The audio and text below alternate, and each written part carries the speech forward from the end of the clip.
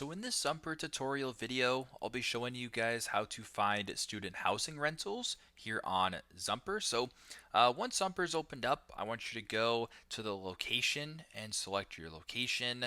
I will go ahead and use Los Angeles for this example.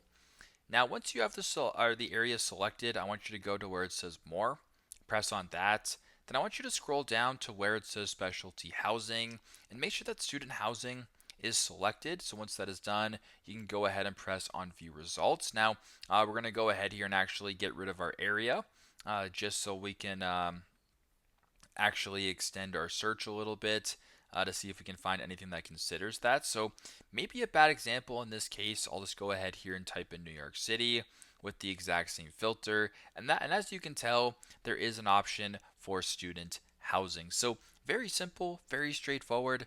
This is how to find student housing for rent here on Zumper.